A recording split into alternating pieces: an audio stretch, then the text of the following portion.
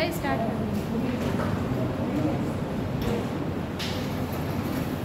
संविधान का भाग एक चल रहा है वो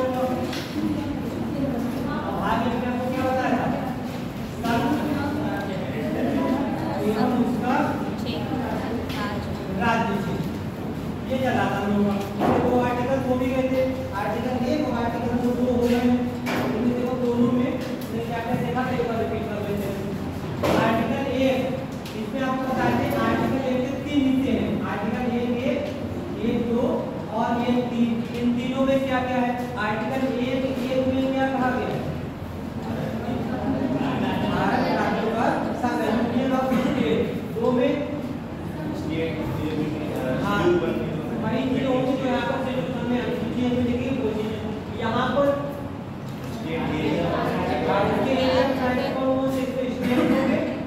और स्टेट्स के साथ साथ आपके यूपी होंगे और यूपी के साथ साथ आपके एक्वायर्ड स्टेट के आर्थिक राज्य ये होंगे आर्थिक राज्य की कैटेगरी में एक आपको एग्जांपल दिया था कौन सा है पौंडीचेरी को फ्रांस से अधिग्रहित किया गया था किस वर्ष अधिग्रहित किया गया 1954 में हमने यूपी बना दिया था 1954 में किया था देखो 1954 में हमने फ्रांस से दिया था और फ्रांस से देने के बाद 1962 तक 62 तक हमने क्या किया है इसको ऐसे ही काम चलाया है फिर इसके बाद 1962 में इसके लिए संविधान संशोधन लेके आए थे कौन सा था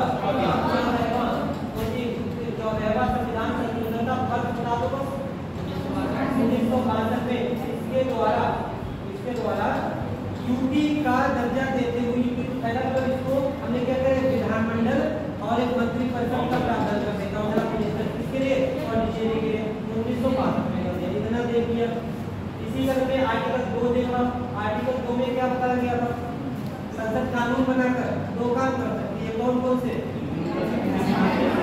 करेगी किसी नए राज्य की स्थापना और किसी राज्य का संघ में प्रवेश दे सकती है और उसकी स्थापना कर सकती है स्थापना का मतलब क्या है प्रवेश का मतलब क्या है किसकी स्थापना कर सकते हैं किसका प्रवेश दे सकते हैं ऐसे राज्य कौन सा जो पहले से राज्य स्थापित है उनको क्या करेंगे उनको प्रवेश देंगे ठीक है उसको प्रवेश देंगे और जिनका अस्तित्व नहीं है उनकी स्थापना करेंगे इसका कोई एग्जांपल है सिक्किम इसका यूज कर किया गया था इसका यूज किया गया था सिक्किम राज्य के समय ये हम लोगों ने देख लिया आर्टिकल 1 और आर्टिकल 2 यहाँ तक हमारे हो गए अगला देख लेते हैं आर्टिकल 3 में संघ और राज्य में आपको 4 आर्टिकल बताए थे आर्टिकल 1 से 4 तक 2 हमारे हो गए अगला कौन सा जाता है आर्टिकल 3 में देखो क्या कहा यहाँ पे कहा गया है कि संसद विधि द्वारा कानून बनाकर क्या क्या काम कर सकती है पहला काम कर सकती है किसी राज्य की सीमा काटकर नए राज्य की स्थापना किसी एक राज्य की सीमा में से थोड़ा क्षेत्र निकाल दिया और उसके स्थान में दूसरा राज्य बना दिया ये काम कौन कर सकता है संसद कर सकती है कानून बनाकर जैसे कि उत्तर प्रदेश को काटकर कौन सा राज्य बना दिया उत्तराखंड ये तो काम ये कर सकती है दूसरा काम क्या कर सकती है किसी राज्य का क्षेत्रफल घटाना किसी भी राज्य का क्षेत्रफल घटा सकते हैं उत्तर प्रदेश है उत्तराखंड संसद कोई कानून लेके आए उत्तर प्रदेश के 2-4 जिले कहाँ दे दे उत्तराखंड में दे दे तो उत्तर प्रदेश की क्षेत्रफल क्या हो जाएगा घट जाएगा किसी भी राज्य का क्षेत्रफल बढ़ाना ये भी बात कर सकती है उस राज्य की सीमा में परिवर्तन सीधी सी बात है जब क्षेत्रफल घटाएंगे बढ़ाएंगे तो सीमा में क्या हो जाएगा परिवर्तन हो जाएगा ये भी काम करने की जिम्मेदारी किसकी है संसद की इसके अलावा किसी राज्य का नाम परिवर्तन जैसे उड़ीसा से ओडिशा उत्तरांचल से उत्तराखंड ये सब काम करने की जिम्मेदारी किसकी अधिकार किसके पास है संसद के पास और कौन से अनुच्छेद के तहत अनुच्छेद 3 के तहत तो बेसिक आपको एक चीज ध्यान रखनी है कि संसद कानून बनाकर पहला काम क्या करेगी किसी राज्य की सीमा को काटकर दूसरे राज्य की स्थापना कर सकती है किसी राज्य का क्षेत्रफल घटा सकती है किसी राज्य का क्षेत्रफल बढ़ा सकती है उसके सीमाओं में परिवर्तन कर सकती है उसका नाम परिवर्तन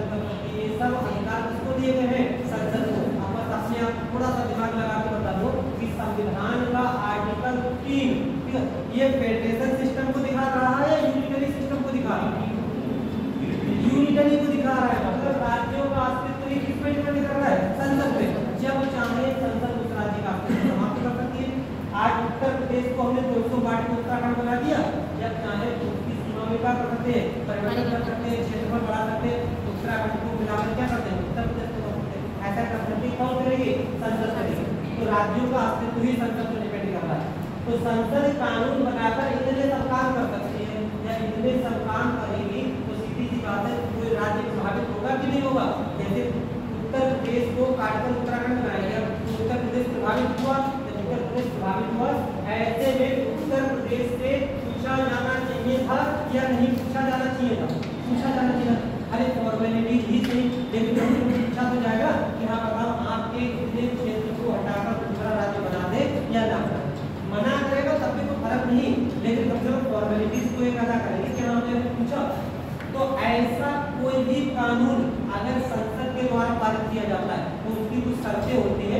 पहली शर्त ये होती है कि ऐसा विधेयक राष्ट्रपति की पूर्व अनुमति या कह सकते हैं राष्ट्रपति की सिफारिश से लाया। जब तक राष्ट्रपति कहेंगे नहीं तब तक ऐसा कोई विधेयक नहीं लाया। पहले राष्ट्रपति से पूछेंगे कि हाँ हम एक राज्य को काटकर दूसरा राज्य बनाना चाहते हैं, ऐसा नाम परिवर्तन करना चाहते हैं, क्षेत्रफल परिवर्तन करना चाहते हैं, ऐसा कोई विधेयक लाना है। तो ऐसे किसी भी बिल को लाने से पहले राष्ट्रपति की सिफारिश जरूरी है, पहली शर्त। दूसरी शर्त क्या होती है? दूसरी शर्त ये होती है कि ऐसा कोई भी बिल आएगा तो किस रूप में आएगा? वो केवल और केवल सरकारी विधेयक के रूप में आएगा, गवर्नमेंट बिल। अभी देखते हैं तो सरकारी विधेयक क्या होता है? ये होता है सरकारी विधेयक और दूसरा होता है प्राइवेट बिल पर बिल, ठीक है, निजी विधेयक। तो ये हमारा गवर्नमेंट बिल, दूसरा प्राइवेट बिल पर बिल, तो दोनों में अंतर होता है। क्या होता है?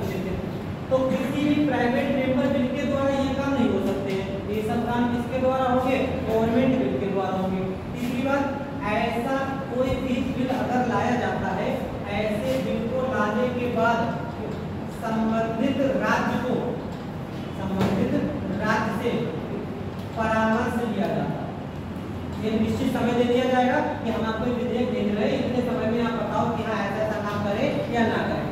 राज्य अगर मना भी कर देगा तब भी राज्य की सिफारिश से सर्व पर बाध्यकारी नहीं। अगर राज्य ने कह दिया कि ना हमारे 200 विभाजित ना करो, तब भी संसद का मन अगर वो 200 विभाजित करना चाहे तो कर देंगे। तो ये तीन काम करने के बाद ही कोई विधेयक लाया जाएगा। और ऐसा ये जो शर्तें लगाई गई है, इन शर्तों में संविधान में संशोधन किया गया था। उस संशोधन का नाम था 5वां संविधान संशोधन विधेयक, 5वां संविधान संशोधन अधिनियम 1955। 5वें संविधान संशोधन अधिनियम के द्वारा एक प्रावधान किया गया कि अगर ऐसा कुछ भी करना है तो उसके लिए पहले 3 शर्तें होनी जरूरी है। मतलब राष्ट्रपति से पूछ के लाएंगे, सरकारी विधेयक के रूप में लाएंगे और संबंधित राज्य से भी पूछा जाएगा। इतनी शर्तें पूरी होने के बाद संसद ऐसा काम कर सकती है। यहाँ तक बातें क्लियर? पहले इसको नोट करो, तब बताते हैं सरकारी विधेयक क्या होता है, प्राइवेट विधेयक।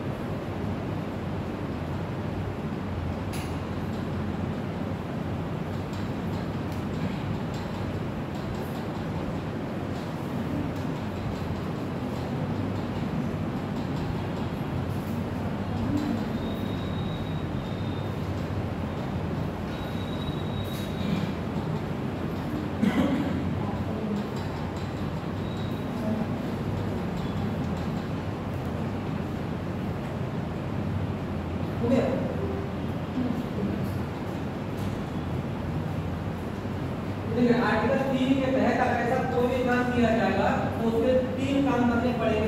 पहला कौन सा? राष्ट्रपति की सिफारिश से विधेयक लाया जाएगा, दूसरा सरकारी विधेयक के रूप में होगा और तीसरा उस राज्य से पूछेंगे। 3 काम करने के बाद ये सब काम किए जाएंगे और ये वाला कॉन्सेप्ट कब जोड़ा गया है 5वें संविधान संशोधन अधिनियम 1955 के द्वारा। आप देखते हैं लोग सरकारी विधेयक किसको कहते हैं और प्राइवेट विधेयक किसको कहते हैं, निजी विधेयक। दो तरीके के बिल हमारे हो सकते हैं, दो तरीके के बिल होते हैं, एक कौन सा हमारा सरकारी विधेयक और दूसरा कौन सा होता है निजी विधेयक। सरकारी विधेयक मतलब गवर्नमेंट बिल और इसको कहते हैं प्राइवेट मेंबर बिल। दो तरीके के बिल होते हैं। जैसा मैं आपको स्टार्टिंग बताया था, शासन प्रणाली के हमारे 3 अंग होते हैं। पहला कौन सा है विधायिका, दूसरा कौन सा है कार्यपालिका और तीसरा कौन सा होता है न्यायपालिका। इसमें विधायिका का काम क्या होता है कानून बनाना, कार्यपालिका का काम क्या है उस कानून को लागू करना और न्यायपालिका का काम होता है उस कानून की व्याख्या करना और निर्णय। ये काम होते हैं। ये जो कार्यपालिका है, इसी कार्यपालिका को सामान्य बोलचाल की भाषा में हम लोग क्या कह सकते हैं सरकार कह सकते हैं। ठीक है, जो आज सरकार जैसे हमारे प्रधानमंत्री उनकी पूरी मंत्रिपरिषद क्या है, ये तो सरकार है। ठीक है, सांसद के लोग हमारी सरकार थोड़ी चलाते हैं, मंत्री लोग सरकार चलाते हैं। तो कार्यपालिका को ही हम लोग सामान्य बोलचाल की भाषा में क्या कह सकते हैं सरकार कह सकते हैं। तो अगर कोई विधेयक किसी सरकारी सदस्य के द्वारा, सरकारी सदस्य का मतलब हो गया किसी मंत्री के द्वारा, अगर कोई विधेयक किसी मंत्री के द्वारा लाया जा रहा है तो ऐसे विधेयक को क्या कहेंगे गवर्नमेंट बिल कहेंगे, सरकारी विधेयक कहेंगे। और ऐसा कोई विधेयक जो किसी सांसद के द्वारा लाया जा रहा है, जो मंत्री नहीं है, ऐसा कोई विधेयक जो कोई सांसद लेके आ रहा है जो मंत्री नहीं है यानी कि सरकार का हिस्सा नहीं है, ऐसे बिल को क्या कहेंगे निजी विधेयक। जैसे मान लिया हमारे पीलीभीत के सांसद हैं जितेंद्र प्रसाद, ये हमारे पीलीभीत के सांसद हैं। बरेली के सांसद कौन है छत्रपाल गंगवार, ये कहाँ के सांसद हैं, ये बरेली के सांसद हैं। तो जैसे इनकी हम बात करें अपने सांसद की, तो ये सांसद के सांसद कौन है मंत्री भी है। ठीक है, मंत्री मतलब कौन हो गए, ये कार्यपालिका के सदस्य हो गए, लेकिन ये केवल सांसद है, ये मंत्री नहीं है। तो विधेयक कोई भी ला सकता है, ठीक है, संसद का कोई भी सदस्य विधेयक ला सकता है। अगर ये वाले अगर सदस्य कोई विधेयक लेके आएंगे तो उस विधेयक को क्या कहेंगे निजी विधेयक। ठीक है, और ये अगर विधेयक को लेके आएंगे तो क्या कहेंगे सरकारी। ठीक है, तो ऐसा अगर कोई विधेयक लाया जाए आर्टिकल 3 के तहत, तो आर्टिकल 3 के तहत कोई विधेयक लेके आएंगे तो लेके आएंगे केवल मंत्री, सामान्य सांसद ऐसा कोई विधेयक नहीं लाता। ठीक है, तो प्राइवेट मेंबर बिल और सरकारी बिल में अगर आपको पूछा जाए प्राइवेट मेंबर बिल किसको कहते हैं, सरकारी बिल किसको कहते हैं, तो लगा दो आंसर। सरकारी पूछा जाए ऐसा कोई भी विधेयक जिसको किसी मंत्री के द्वारा प्रस्तुत किया जाए, और निजी विधेयक ऐसा कोई विधेयक जिसको केवल और केवल सांसद के द्वारा प्रस्तुत किया जाए। आर्टिकल 3 के तहत कौन सा विधेयक लाया जा सकता है, ये वाला विधेयक आर्टिकल 3 के तहत नहीं लाया जा सकता। यहाँ तक बात क्लियर है। तो ये हमारी आर्टिकल 3 इसको लिख लो, चाहे सरकारी विधेयक और निजी विधेयक को एक लाइन में लिख लो। एक लाइन लिखो कि सरकारी विधेयक गवर्नमेंट बिल ऐसे विधेयक को कहते हैं, सरकारी विधेयक ऐसे विधेयक को कहते हैं जो किसी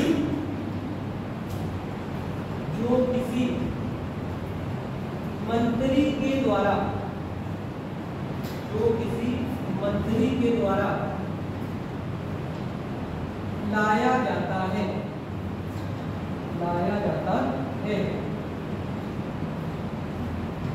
दूसरा पॉइंट, निजी विधेयक प्राइवेट मेंबर बिल, निजी विधेयक ऐसे विधेयक को कहते हैं, निजी विधेयक ऐसे विधेयक को कहते हैं जो किसी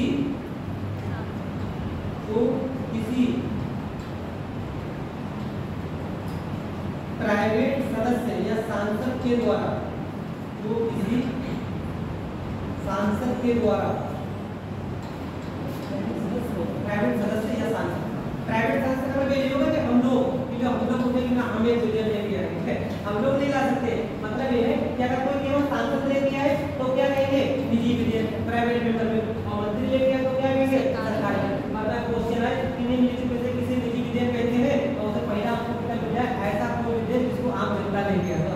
यूपीएससी मतलब आप लोग लेकर के साथ 2018 या 19 वाले यूपीएससी में क्वेश्चन ऐसे जरूर बनाता है करके, तो उसमें शशि थरूर एक बिल लेके आए थे। शशि थरूर जो कांग्रेस के सांसद है वो एक बिल लेके आए थे, कौन सा एक इसको होता है जेंडर इक्वलिटी को लेकर एक बिल लेके आए थे। तो उसी को लेकर उन्होंने क्वेश्चन बनाया था कि प्राइवेट मेंबर इसको कहते हैं, और दूसरा ऐसा करके लेके आए कि हाल ही में शशि थरूर द्वारा लाया गया प्राइवेट मेंबर पारित हुआ, ऐसे कुछ क्वेश्चन बना के एग्जाम में ध्यान नहीं आ रहा है, ऐसे करके कुछ बना था। तो उसका एक स्टेटमेंट तो सही था, एक स्टेटमेंट गलत था। ऐसे करके तो अगर प्राइवेट मेंबर में पूछा जाए तो प्राइवेट मेंबर का ये मतलब कोई भी प्राइवेट आदमी लेके चला आएगा, ठीक, मतलब ये प्राइवेट मेंबर का कि कोई सांसद लेके आया, ठीक, और गवर्नमेंट का कोई मंत्री लेके आया, ठीक, ये अंतर होता है। आर्टिकल 3 का यही कॉन्सेप्ट होता है कि 3 में लाया जाएगा कोई विधेयक कैसा होगा, गवर्नमेंट भी होगा, राष्ट्रपति से पूछ के आएंगे और संबंधित राज्य से सलाह परामर्श किया जाएगा। हालांकि उसकी सलाह परामर्श बाध्यकारी नहीं होगी। अगर उसने कह दिया कि नहीं विभाजन नहीं होना चाहिए तो विभाजन होगा या नहीं होगा कौन डिपेंड, किस पर डिपेंड करता है, संसद, ठीक है, राज्य की बाध्यकारी नहीं होगी। ये हमारा हो गया। अब देखो आर्टिकल 2 और आर्टिकल 3 के तहत कुछ ना कुछ व्यवस्थाएं चेंज हो जाएंगी। जैसे मान लिया हमने आर्टिकल 2 में कहा कि किसी नए राज्य की स्थापना और किसी राज्य का संघ में प्रवेश, तो जैसे मान लिया वर्तमान में हमारे कितने राज्य हैं, 28 है, हमने किसी भी राज्य को प्रवेश दे दिया या उसकी स्थापना दे दी, तो यहाँ पे राज्य कितने हो जाएंगे, 29 हो जाएंगे। ऐसे मान लिया आर्टिकल 3 के तहत हमने क्या किया, किसी राज्य का नाम परिवर्तित करते हैं, उससे तो खास फर्क नहीं पड़ेगा, लेकिन अगर क्षेत्र में घटा बढ़ा रहे, राज्य की सीमा को काटकर दूसरे राज्य की स्थापना कर रहे हैं, तब भी यहाँ पर क्या हो जाएगा, 28 के स्थान पर राज्य कितने हो जाएंगे, 29 हो जाएंगे। तो इन व्यवस्था से संविधान में कहीं ना कहीं चेंज हो जाएगा, और संविधान देखो कहाँ चेंज होगा, इससे एक तो हमारी अनुसूची एक परिवर्तित ये चेंज हो जाएगी। दूसरी यही पर हमारी एक अनुसूची और चेंज करनी पड़ेगी, कौन सी, 4, कि हम किसी नए राज्य की स्थापना करेंगे तो सीधी सी बात है उसको हम लोग अपने अपर हाउस में प्रतिनिधित्व देंगे कि नहीं देंगे, राज्यसभा में उसको सीटें देंगे। ऐसे में अभी इस अनुसूची में 28 राज्यों की लिस्ट दी हुई है, उसमें स्थान आवंटित किए गए, जब 29 हो जाएंगे तो 29 को देना पड़ेगा, इसको अपडेट करना पड़ेगा। ऐसे पहली अनुसूची में जो 28 राज्यों की लिस्ट दी हुई है, अब उसको अपडेट करके कितने करने पड़ेंगे, 29 करने पड़ेंगे। तो इन दोनों से क्या हो रहा है, संविधान संशोधित हो रहा है, इन दोनों से हमारा संविधान संशोधित हो रहा है। और इसी जगह पे संविधान संशोधित हो रहा है, इसी बात को कहां पर लिखा गया है, आर्टिकल 4 में। आर्टिकल 4 में कहा गया है कि अनुच्छेद 2 और अनुच्छेद 3 के तहत संविधान में जहां जहां भी परिवर्तन होंगे उनके लिए कोई संविधान संशोधन प्रक्रिया फॉलो नहीं करनी पड़ेगी, ठीक है, मतलब साधारण विधेयक लेके आएंगे और साधारण विधेयक से ये सब चेंज हो जाएंगे, कोई संविधान संशोधन विधेयक की प्रक्रिया करनी नहीं पड़ेगी। तो संविधान संशोधन विधेयक की प्रक्रिया क्या होती है, लगातार किसी भाग में संविधान संशोधन की प्रक्रिया बताई गई है, कौन सा भाग, कंटिन्यू, ठीक है, आज बीच में संविधान संशोधन की प्रक्रिया बताई गई। तो भाग अगर देखा जाए कौन सा है, 20, और आर्टिकल अगर देखा जाए तो कौन सा है, 368, इसी को बताएंगे। इस 368 के तहत संविधान संशोधन की 3 प्रक्रियाएं होती है, 3 तरीके से संविधान संशोधन किया जाता है। और संविधान संशोधन की प्रक्रिया स्टार्ट कहाँ होती है, केवल संसद, संविधान संशोधन राज्यों में नहीं होता, ठीक। अब इसके तहत क्या किया जाता है, 368 के तहत पहली तो प्रक्रिया ये अपनाई जाती है कि संसद में स्पेशल मेजॉरिटी चाहिए होती है, विशेष बहुमत चाहिए होता है। विशेष बहुमत का मतलब होता है कि टोटल सदस्य संख्या का बहुमत एवं प्रेजेंट एंड वोटिंग का 2/3। अभी मैं डिटेल में बढ़िया तरीके से समझा देंगे किस तरीके से विधेयक पारित होता है। विशेष बहुमत का मतलब होता है कुल सदस्य संख्या का बहुमत, और इसी के साथ साथ प्रेजेंट एंड वोटिंग का 2/3 दोनों मिलने चाहिए, तब उस विधेयक को हम लोग पारित मानेंगे विशेष बहुमत। इसी में एक दूसरी प्रक्रिया और बताई गई है कि कुछ विधेयक ऐसे होंगे जो केवल इतने से पारित हो जाएंगे, कुछ विधेयक ऐसे होंगे जिनको संसद में विशेष बहुमत चाहिए है। इसके अलावा कम से कम आधे राज्यों के विधान मंडल से उसको पारित कराना, मतलब जहां पर राज्य भी विभाजित हो रहे हो, जैसे मान लिया अगर राष्ट्रपति की निर्वाचन पद्धति बदलनी है और राष्ट्रपति के निर्वाचन में राज्य भी शामिल होते हैं, तो राज्य शामिल होंगे तो राज्य पूछेंगे कि नहीं पूछेंगे, उनसे भी पूछेंगे। या फिर और अगर बात करते हैं जैसे हमारा एक अधिनियम आया था जीएसटी, लेके आए थे जीएसटी, तो जीएसटी में संविधान संशोधन करना पड़ा, तो जीएसटी में राज्यों के जो कर समाप्त किए गए थे, ऐसे विधेयक से राज्य से पूछेंगे कि नहीं पूछेंगे, तो राज्यों से भी पूछेंगे। तो कुछ तो विधेयक ऐसे होते हैं जो केवल संसद में विशेष बहुमत से पारित हो जाते हैं, राज्यों से मतलब ही नहीं, तो राज्य से क्यों पूछेंगे, नहीं पूछेंगे। कुछ विधेयक ऐसे होते हैं जिनमें आधे राज्यों से ही पूछेंगे क्योंकि राज्य प्रभावित हो रहे हैं, और कुछ संविधान संशोधन विधेयक ऐसे होते हैं जिनमें ना तो ये वाली प्रक्रिया होती है ना ये वाली प्रक्रिया होती है, केवल साधारण बहुमत से वो विधेयक पारित हो जाता है। साधारण बहुमत का मतलब होता है प्रेजेंट एंड वोटिंग का, टोटल से मतलब नहीं है कि सब लोग कितने हैं, जितने लोग उपस्थित हैं, जितने लोग उपस्थित हैं और कितने लोगों ने वोट दिया है, अगर उसका बहुमत मिल जाए तो वो विधेयक क्या हो जाएगा, पारित हो जाएगा। कौन सी प्रक्रिया सरल है, तीनों प्रक्रिया सरल हो गई। ये प्रक्रिया सरल हो, जैसे मान लिया आपकी क्लास चल रही है, एक एग्जांपल के तौर पर ले लिया कि आपकी क्लास में टोटल लोगों की संख्या मान लिया 51 है, कहीं कम ही कम एग्जांपल ले लिया कि मान लिया टोटल लोगों की संख्या कितनी है, 51 है। हम मान लिया यहाँ पे पॉलिटी पढ़ा रहे हैं और टॉपिक हमने लिया संघ और उसका राज्य क्षेत्र, यही पर एक प्रस्ताव आया, ऐसा करते हैं संघ और उसका राज्य क्षेत्र बाद में पढ़ेंगे, पहले मूल अधिकार पढ़ेंगे, ठीक है। ये प्रस्ताव आया, इस प्रस्ताव में हमसे आपने अकेले कहा, तो इनके अकेले की बात तो मानेंगे नहीं, हमें भी तो पूछेंगे कि सभी लोग एक शेड्यूल से पढ़ना चाहते हैं या कुछ लोग पहले, सभी लोग पहले मूल अधिकार पढ़ना चाहते हैं। तो हम क्या करेंगे, इसी प्रस्ताव को आप सब लोगों के समक्ष रखवा देंगे।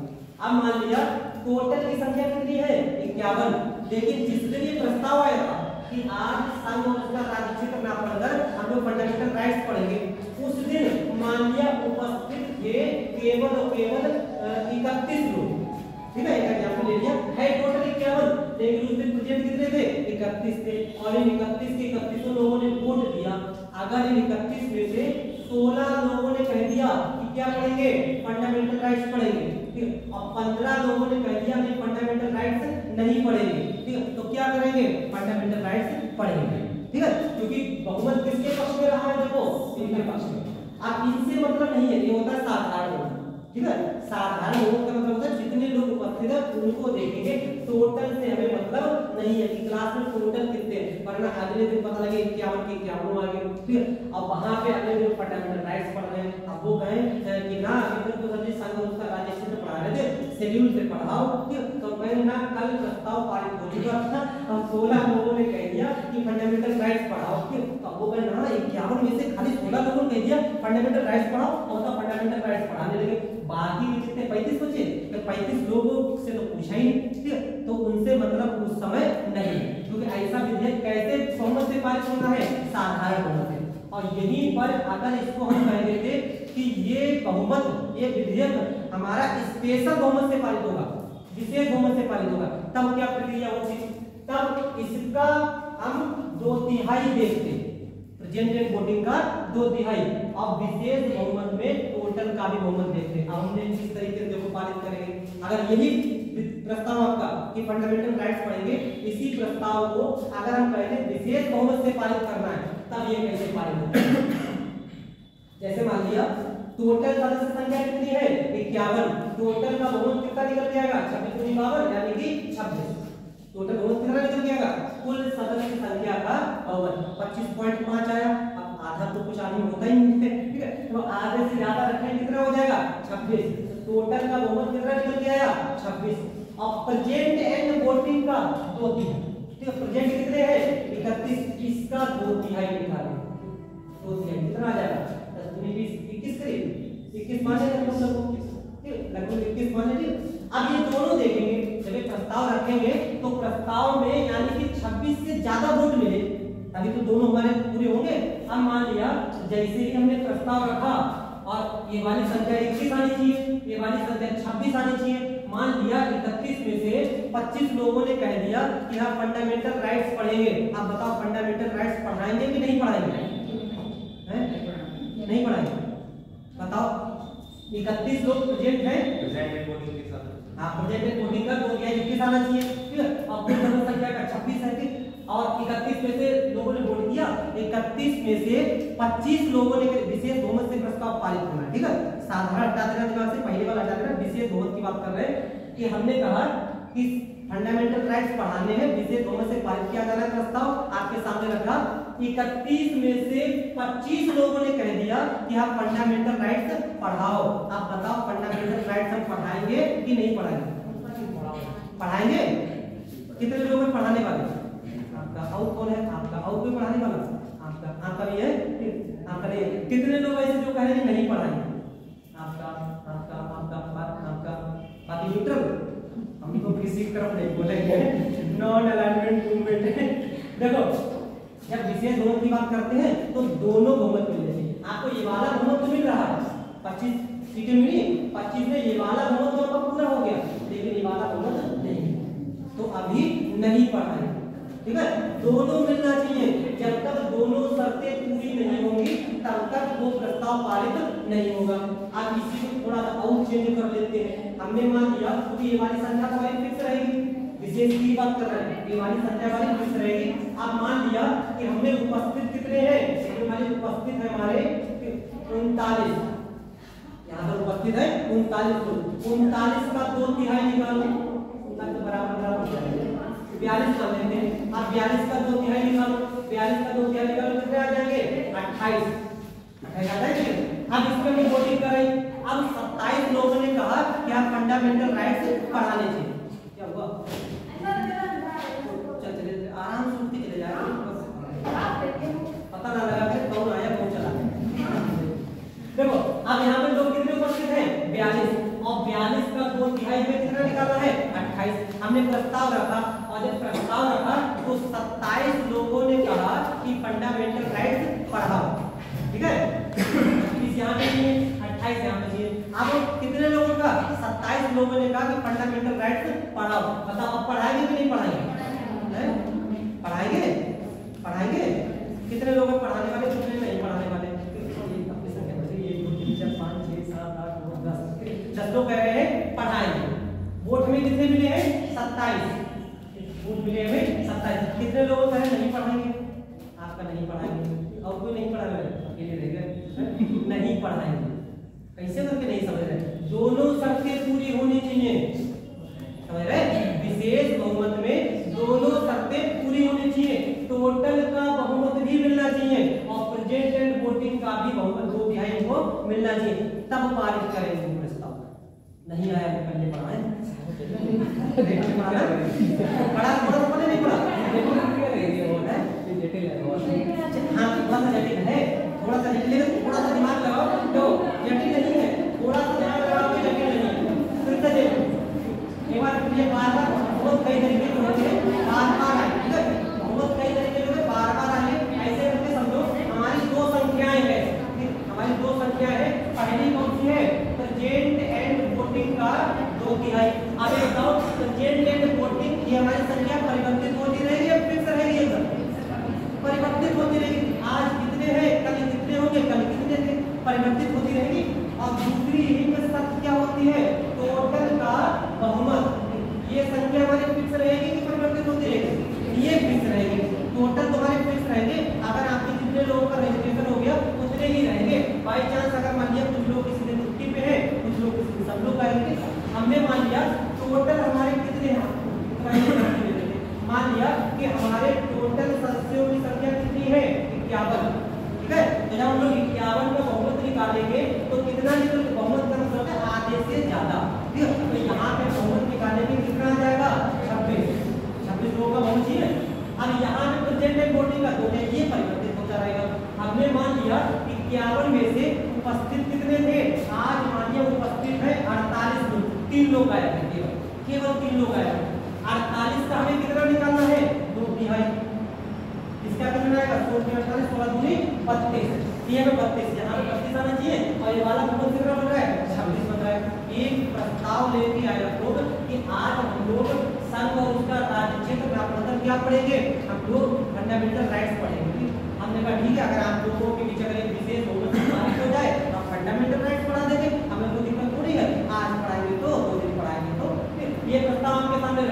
जब प्रस्ताव आप लोगों के सामने रखा 48 के 48 लोगों ने इस पे वोटिंग की और वोटिंग करने के बाद पहली सिचुएशन ये रही कि पहली सिचुएशन में आपके 48 में से 27 लोगों ने, पहली सिचुएशन ये है 48 में से 36 यहाँ पे चाहिए 32 यहाँ पे चाहिए, 48 में से 27 लोगों ने कहा कि हाँ हम लोग फंडामेंटल राइट्स पढ़ेंगे। 48 से तो ज्यादा ही हुआ, आगे से जानेंगे। 48 में से 27 लोगों ने कह दिया कि हम लोग फंडामेंटल राइट्स पढ़ेंगे। यहाँ पर एक सिचुएशन ये वाली है, ठीक है। दूसरी सिचुएशन ये है कि 48 में से 25 लोगों ने कह दिया कि हम लोग फंडामेंटल राइट्स पढ़ेंगे। ये सिचुएशन ये वाली है। तीसरी सिचुएशन ये वाली है कि 48 में से 33 लोग कह रहे हैं कि हम लोग फंडामेंटल राइट्स पढ़ेंगे। अब देखो ये वाली सिचुएशन 27 लोगों ने कहा कि फंडामेंटल राइट्स पढ़ेंगे। यहाँ पर एक शर्त ये वाली पूरी हो रही है, ठीक है। टोटल के बहुमत की तो हमारी शर्त पूरी हो रही है, लेकिन ये वाली शर्त पूरी नहीं हो रही, समझ गए। तो ऐसी सिचुएशन में प्रस्ताव पारित नहीं होगा। दूसरी सिचुएशन ले लो 25 वाली, यहाँ पे ना तो ये वाली शर्त पूरी हो रही है ना ये वाली शर्त पूरी हो रही, तब यहाँ से तो प्रस्ताव कहीं से कहीं तक पारित नहीं होगा। तीसरी सिचुएशन हमारी 33 है, देखो ये वाली भी वोटिंग मिल रही है, ये वाली भी वोटिंग मिल रही है, तो दोनों शर्तें पूरी हो गई। यहाँ पर हम तुरंत मूव करके कहाँ पहुँच जाएंगे, फंडामेंटल राइट, समझ गए। मतलब दोनों शर्तें जब पूरी होगी तभी हम दोनों से उसको पारित मानेंगे, अन्यथा नहीं मानेंगे। आज थोड़ी सी बात पढ़नी पड़ी। अब यहीं पर हम ये संख्या बदल दे रहे हैं। मानिए टोटल का बहुमत तो हमारा 26 रहेगा। हमने इस संख्या को मानिए आपने कहा 48 उपस्थित है, हमने मानिए 48 ना उपस्थित होकर उपस्थित है यहाँ पर 42 उपस्थित है हमारे 42। अब 42 उपस्थित है,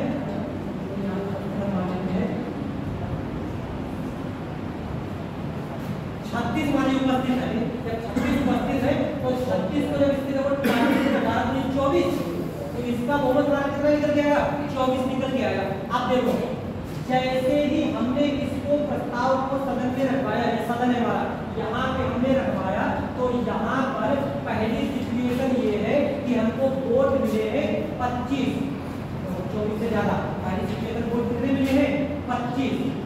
दूसरी सिचुएशन हमारी ये रही कि दूसरी सिचुएशन में हमको वोट मिले हैं 23, और तीसरी सिचुएशन ये रही कि हमको वोट मिले हैं 27।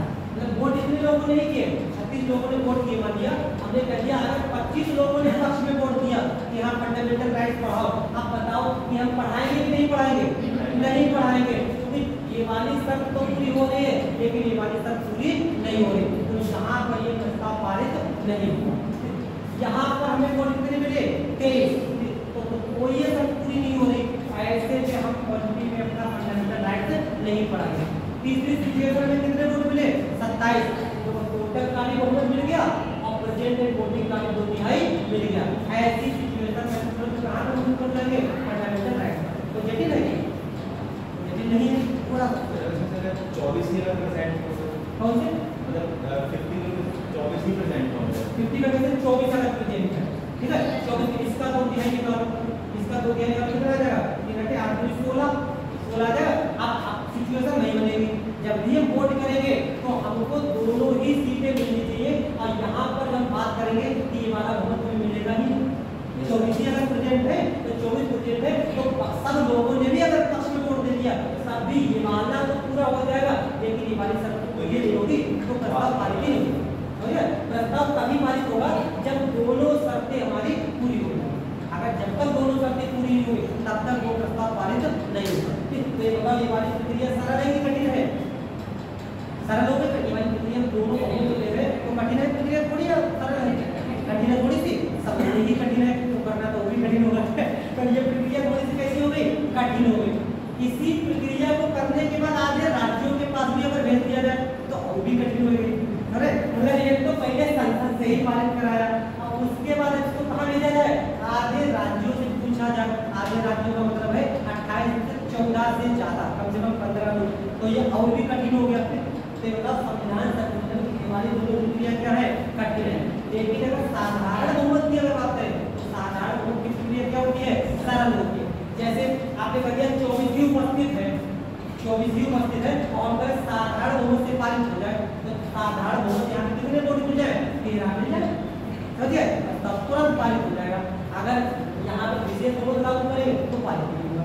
तो साधारण बहुमत की प्रक्रिया क्या होती है, सरल होती है, ये वाली प्रक्रिया हमारी कठिन होती है। तो संविधान संशोधन की ये दोनों प्रक्रिया कठिन है, ये वाली सरल है। तो आर्टिकल 4 में क्या कहा गया है, ये वाली प्रक्रिया नहीं करनी है। आर्टिकल 4 में कहा गया है कि संविधान संशोधन की इतनी जटिल प्रक्रिया लेकर नहीं चलनी है।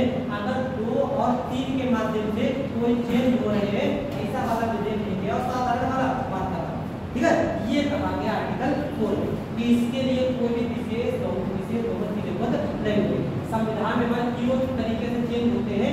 इसका एक एग्जाम्पल तो हमने एक वाला ले लिया, 2 और 3 का, और उनको एग्जाम्पल मिलते हैं। जैसे कि आप अगर उत्तर प्रदेश की बात करें, एक बार आर्टिकल 169 आपके आगे आएगा तब देखेंगे। जैसे केंद्र में संसद काम करती है, ऐसे राज्य हमारे विधानमंडल काम करते हैं। केंद्र में 2 सदन है, लोकसभा, राज्यसभा, लेकिन सभी राज्यों में हमारे 2 सदन नहीं होते हैं। जैसे उत्तर प्रदेश की बात करें तो उत्तर प्रदेश में हमारे विधानमंडल में हमारी विधानसभा भी है और विधान परिषद भी है, जिसको हम लोग बोलते हैं एमएलए और एमएलसी, ऐसे करके बोलते हैं।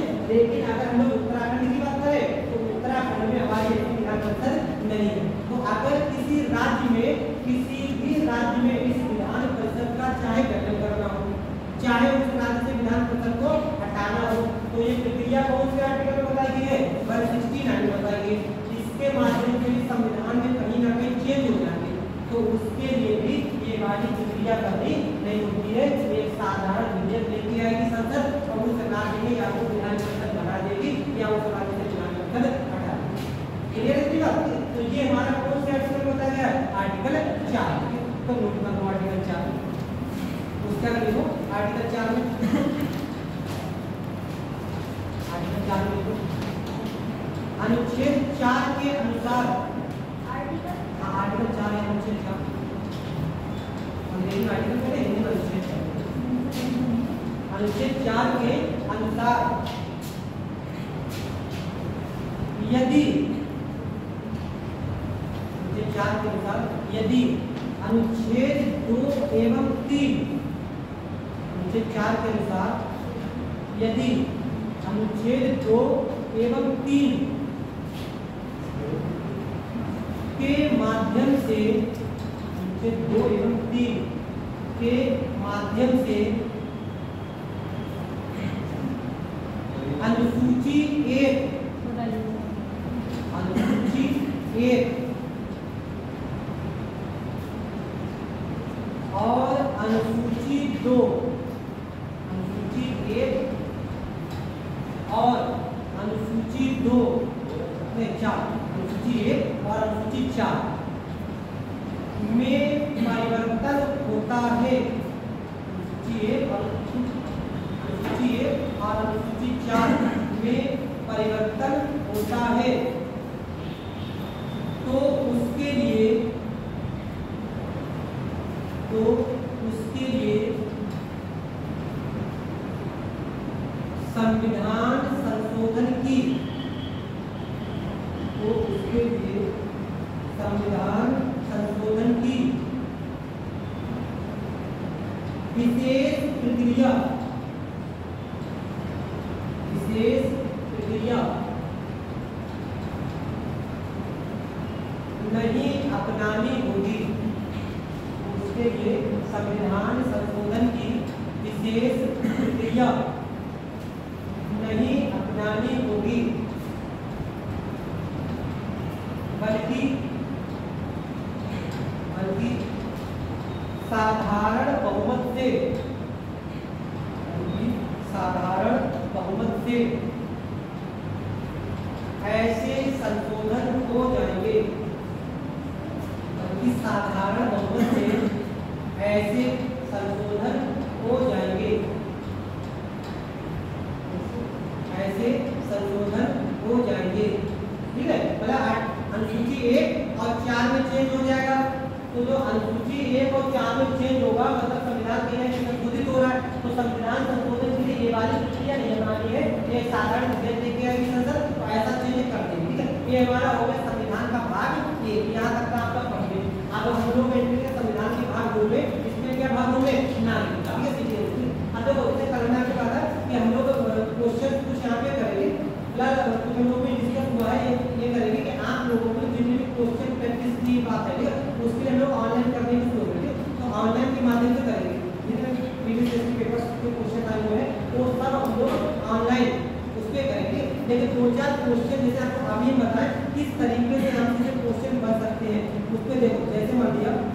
हमने जो जो क्वेश्चन यहाँ पे करे थे सेम मुझे वही तो एक आपसे क्वेश्चन है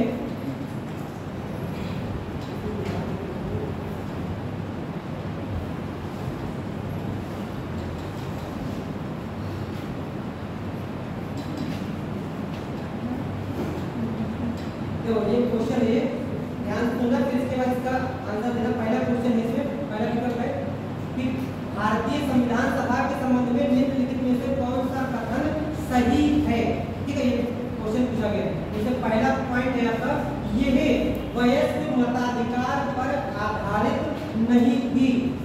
पहला विकल्प है ये है वयस्क मताधिकार पर आधारित नहीं थी। पहला आपका एक ये है। बीच में लिखा हुआ है ये है प्रत्यक्ष निर्वाचन का परिणाम थी। प्रत्यक्ष निर्वाचन का परिणाम थी। तीसरा विकल्प है ये है बहुदलीय संस्था। ये है बहुदलीय संस्था नहीं थी। और चौथा है ये है कई समितियों के माध्यम से। ये है कई समितियों के माध्यम से कार्य कर रही थी। अब इसमें आपकी कोडिंग बनाई गई है। कोडिंग है ए और डी, दूसरी कोडिंग है ए और बी, तीसरी कोडिंग है बी और सी और चौथी है ए बी सी डी। ठीक है, अब ध्यान से सुनो पूछते क्वेश्चन। संविधान सभा के बारे में कौन सा कथन सत्य है। विकल्प ये है, पहला विकल्प है ये संस्था सार्वभौमिक वयस्क मताधिकार पर आधारित नहीं थी। विकल्प सही है कि गलत है। सही है, वयस्क मताधिकार पर नहीं थी। नहीं थी, सही है। सही है, सही है। सब लोग कहो एक बार सही है कि गलत है। सही वाले कितने लोग हैं। सही वाले, गलत वाले कितने लोग हैं। गलत वाले कोई नहीं है। बाकी सब में से आपका गलत, बाकी सब में से न्यूट्रल है। जब ये वयस्क मताधिकार पर नहीं थी, ठीक है, इसको वयस्क मताधिकार मतलब होता है जब हम 18 साल के हो जाते हैं तो वोट देने के लिए एलिजिबल हो जाते हैं। 18 साल से ऊपर के सभी लोगों ने इसको थोड़ी चुना था। इसको किसने चुना था। प्रांतों के विधानसभा सदस्यों ने चुना था। तो पहला विकल्प ये कह रहा है कि वयस्क मताधिकार पर आधारित नहीं थी। पहला विकल्प क्या हो गया, सही हो गया। ठीक, राजस्थान पीसीएस का क्वेश्चन है। ठीक है, पहला विकल्प क्या हो गया मेरा, सही हो गया। दूसरा कह रहा है ये प्रत्यक्ष निर्वाचन पर आधारित थी, डायरेक्ट इलेक्शन पर आधारित थी। सही है कि गलत है।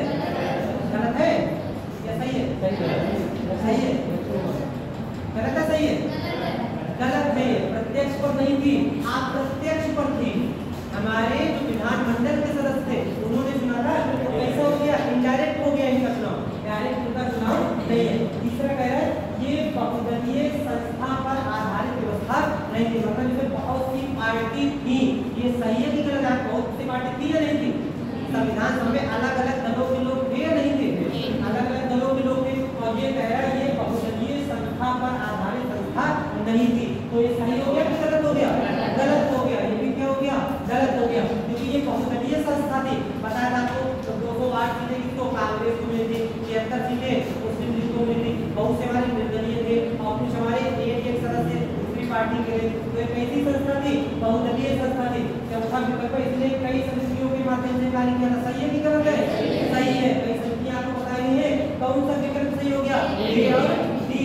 दूसरा हो जाएगा ऐसे करके ए लिखा हुआ इसके साथ चले जाना। ठीक है, का क्वेश्चन कहाँ पूछा है, राजस्थान पीसीएस का क्वेश्चन। ठीक है, ऐसे करके क्वेश्चन आएंगे हमसे। अभी हम लोग वैसे यहाँ पे करके 4-5 क्वेश्चन ले ली, लेकिन उन्होंने इसको ऑनलाइन करने की कोशिश की है। तो यही चीज़ आपको ऑनलाइन में करवा देंगे। और हर टॉपिक को, हर विकल्प को अलग अलग तरीके से, बढ़िया तरीके से ऑपरेशन करेंगे। ये हम लोगों का क्या हो गया, संविधान का भाग 1 हो गया।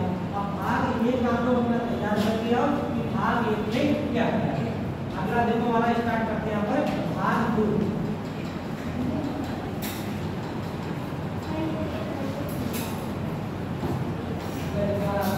संविधान का भाग 2। भाग 2 में आपके किसके कॉन्सेप्ट दिए गए हैं, नागरिकता, नागरिकता। इसके कॉन्सेप्ट कहाँ दिए गए हैं, संविधान के भाग 2 में। अगला पॉइंट आपको ये देखो, नागरिकता की बेसिक चीजें हैं उनको आपको पता रखना है। पहला पॉइंट आपको ध्यान रखना है कि नागरिकता के प्रावधान संविधान के किस भाग में है, भाग 2 में। पीसीएस उसे टाइप देने जाएगा, सिंगल क्वेश्चन ऐसे करके बना देता है, यूपीएससी वैसा नहीं प्रावधान संविधान के कौन से भाग में वाइजा तरीके बना ले मगर यूपीएससी वाले का सरल नहीं बनाते, पीसीएस वाले के का सरल उससे बना देते।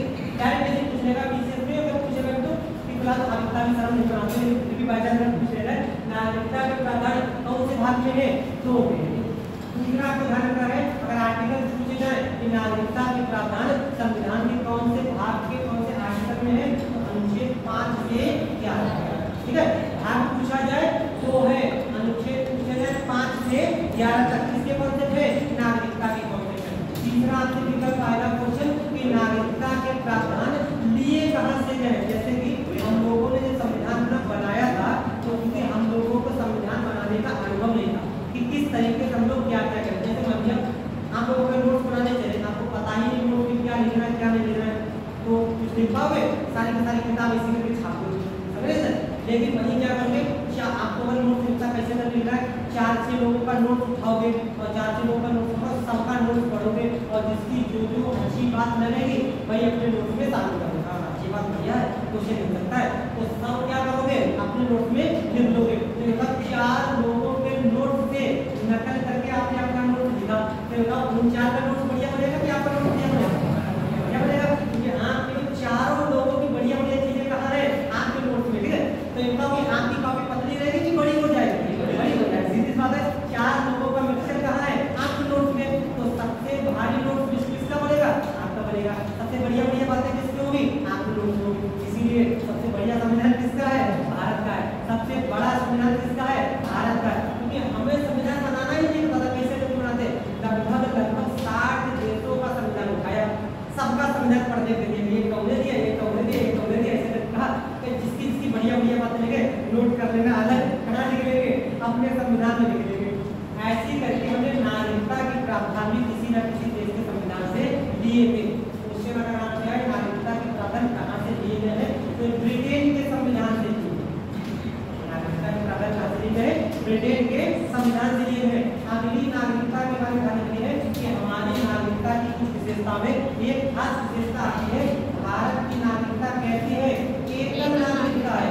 एकल नागरिकता का मतलब सिंगल सिटीजनशिप, ठीक है। हमारी नागरिकता कैसी है सिंगल सिटीजनशिप। जैसे आपसे अगर क्वेश्चन आ जाए आप लोगों ने कहा आप लोगों से कोई व्यक्ति अगर पूछा जाए जैसे वाले यहाँ पे हम लोग सभी लोग उत्तर प्रदेश के ही हैं, तो आप लोग उत्तर प्रदेश के नागरिक है कि नहीं है, उत्तर प्रदेश के नागरिक है नहीं है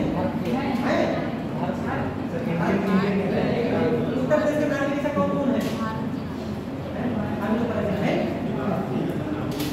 जरा देखो नागरिकता बदल नहीं है कोई बैठा हुआ उत्तर प्रदेश का नागरिक नहीं बैठा हुआ, उत्तर प्रदेश का नागरिक कोई नहीं है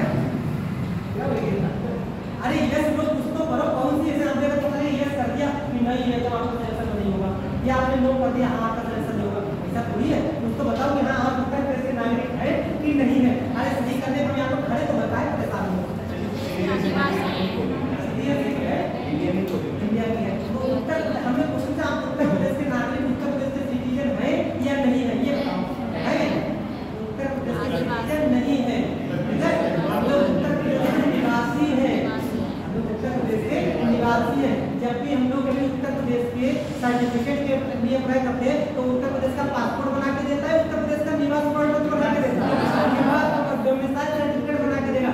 पासपोर्ट उत्तर प्रदेश का नहीं बनता है, पासपोर्ट कहाँ का बनेगा भारत का बनेगा, ठीक है, कंट्री का बनेगा। तो एकल नागरिकता का पहली मीनिंग इसकी होती है केवल देश की नागरिकता। दो मतलब होते हैं, पहला मतलब होता है केवल देश की नागरिकता, मतलब होता है कि जहाँ का एकल नागरिकता का कॉन्सेप्ट होगा वहाँ का नागरिक केवल और केवल देश का नागरिक होगा, वो व्यक्ति अपने प्रांत का निवासी होता है, नागरिक नहीं, ठीक है। तो अगर कोई पूछा उत्तर प्रदेश के नागरिक है कि नहीं है तो क्या कहेंगे उत्तर प्रदेश के निवासी है, नागरिक नहीं। इसकी दूसरी मीनिंग क्या होती है एकल नागरिकता की दूसरी मीनिंग होती है केवल केवल एक देश की नागरिकता, केवल एक देश की नागरिकता। जब केवल एक शब्द चेंज हुआ तो शब्द कौन सा है यहाँ पे केवल देश की नागरिकता, यहाँ पे केवल एक देश की नागरिकता। तो केवल देश की नागरिकता का मतलब है कि हम लोग प्रांत के नागरिक नहीं होते हैं, हम लोग कहाँ के नागरिक होते हैं देश के नागरिक होते हैं, पहली बात। दूसरी बात केवल एक देश की नागरिकता का मतलब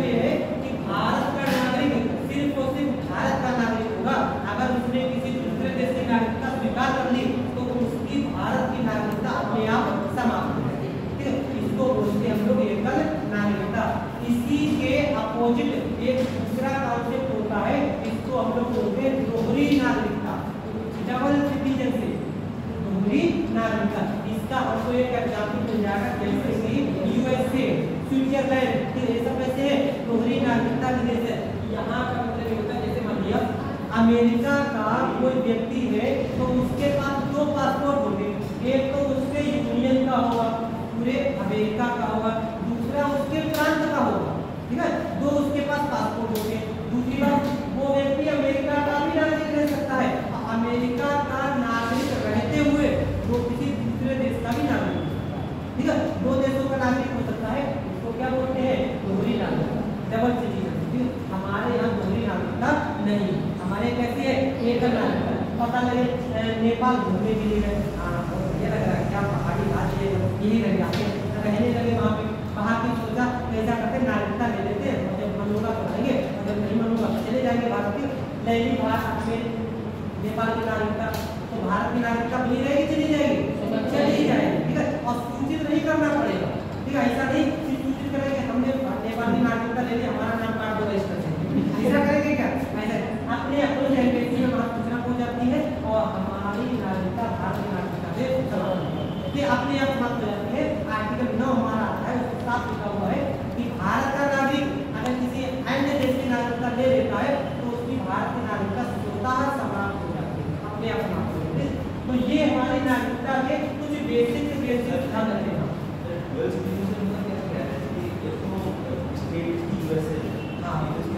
वॉशिंगटन डीसी में जैसे कोई तो उसके बाद उसका सिटीजनशिप होगी, और दूसरा उसकी पूरे मतलब यूएसए का जैसे मान लिया एग्जाम्पल डोनाल्ड ट्रम्प अमेरिका के राष्ट्रपति हैं, तो ये इधर कौन से प्रांत के, हमने मान लिया वो एरिजोना प्रांत से आते हैं, हमने एग्जाम्पल के तौर पर ले लिया, ये हमें लिखा कि एरिजोना से आते हैं कि नहीं आते हैं, एग्जाम्पल ले लिया कि डोनाल्ड ट्रम्प कहाँ से है, मान लिया एरिजोना प्रांत है, अमेरिका का एक प्रांत है, अमेरिका में 50 प्रांत है, उसी में एक होता है एरिजोना है, यूटा है, कैलिफोर्निया है, वाशिंगटन है, वहाँ के प्रांत है।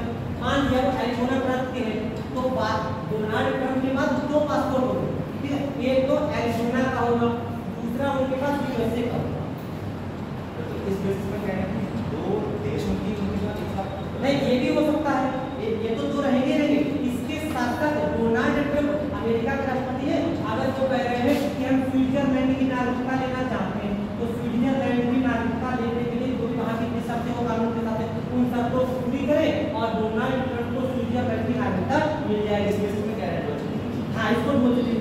तो यही डोनाल्ड ट्रम्प स्विट्जरलैंड के भी राष्ट्रपति नागरिक रहेंगे और यूएसए के भी नागरिक। वो अपनी कंट्री में ले सकते हैं ना, जो वहाँ के संघ है छोटे छोटे, वो अपने आप को मतलब उसको जुड़े हुए हैं, तो उनकी अपने उत्तर प्रदेश की हुई नागरिकता और एक स्टेट की हुई, हाँ, इस हिसाब से बाकी बोल, हाँ, वो भी अपनी दूसरे देश की भी ले सकते हैं, अदर कंट्री की, हाँ, अदर कंट्री की ले सकते हैं। बहुत से, ये केवल अमेरिका का ही नहीं, बहुत से देशों का एग्जाम्पल देता है आपको, यूएसए में यूरोप में बहुत छोटे छोटे देश आपको ऐसे मिल जाते हैं, हाँ, कि वो अपने देश के नागरिक नहीं है, साथ में दूसरे देश की भी नागरिकता ले लेते हैं। जैसे कि आपको एक हमारे कौन भागी गया था,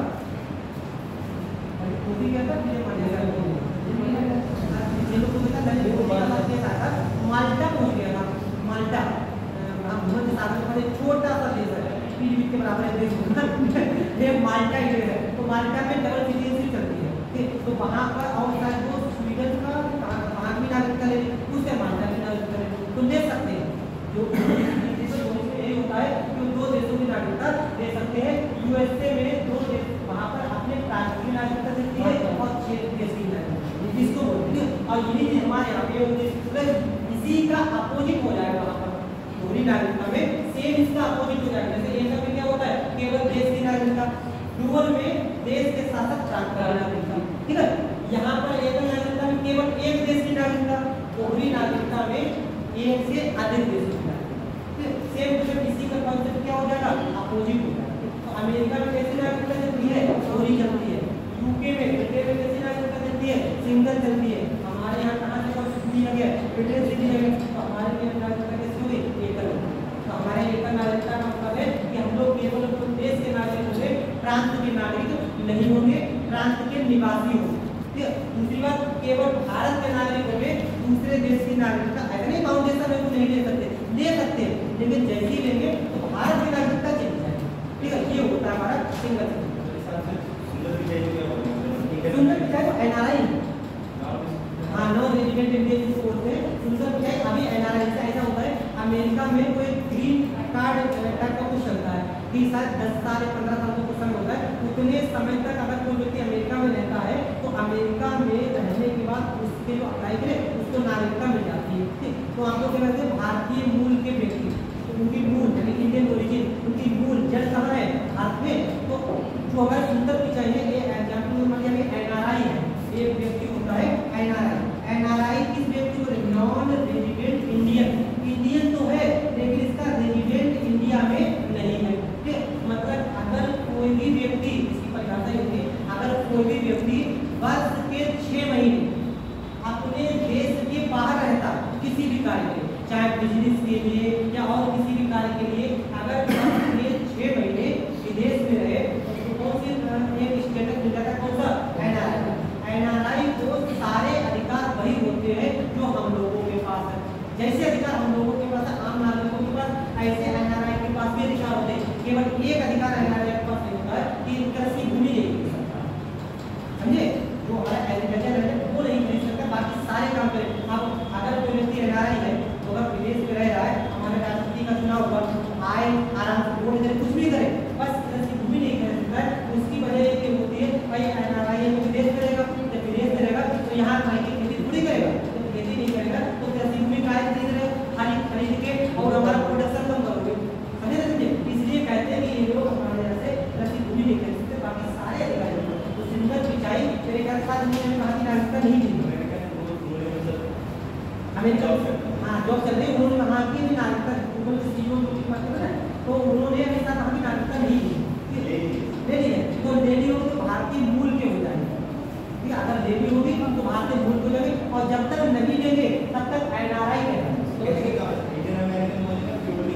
अब प्योरली अमेरिकन, अब उनको बोलेंगे भारतीय मूल के अमेरिकन व्यक्ति हुए, जैसे कि अमेरिका के इसमें राष्ट्रपति उपराष्ट्रपति है, अब तो बदल गए हैं, पहले थी कमला हैरिस, कमला हैरिस थी, तो कमला हैरिस के पूर्वज शायद उनके पिता माँ भारत की थी, तो वो अमेरिका बस गई जाके, तो बच्चे वहाँ की नागरिक हो गई थी, तो सुंदर पिचाई ने अगर अमेरिका की नागरिकता ले ली है, हमें जब भी पता नहीं ले ली, अगर ली है नागरिकता तो भारत की नागरिकता उसकी समाप्त हो, ठीक है, और जब तक नहीं लेंगे तब तक भारत के नागरिक बने रहेंगे, उनको क्या कहेंगे, एनआरआई कहेंगे। अभी आप चले जाए मान लीजिए अमेरिका किसी भी देश में चले जाए और वहाँ रहने पढ़ाई करने लगे मान लीजिए, या किसी अपना बिजनेस का संभालने लगे, बिजनेस करने लगे, और साल के 6 महीने अगर आप विदेश में कम से कम 6 के 7 हो जाए 8 हो जाए, अगर विदेश में जाते हैं तो आपको भारत सरकार ने अप्लाई करते हैं एनआरआई के स्टेटस के लिए, और कौन सा स्टेटस मिल जाएगा, एनआरआई के स्टेटस के लिए। इनके बहुत सुविधाएं होती है, जैसे भारत के जितने भी स्कूल होते हैं टॉप क्लास स्कूल, उनमें सभी स्कूलों में एनआरआई के बच्चों के लिए सीटें रिजर्व रहती है, ठीक है, एक छूट बताई, हम लोग का बच्चा रिजर्व नहीं रहती, इसलिए इन लोगों के लिए सीटें रिजर्व रहती है, आना एडमिशन मिल जाता है, और भी बहुत सी सुविधाएं होती है जो एनआरआई के लोगों को मिलती है।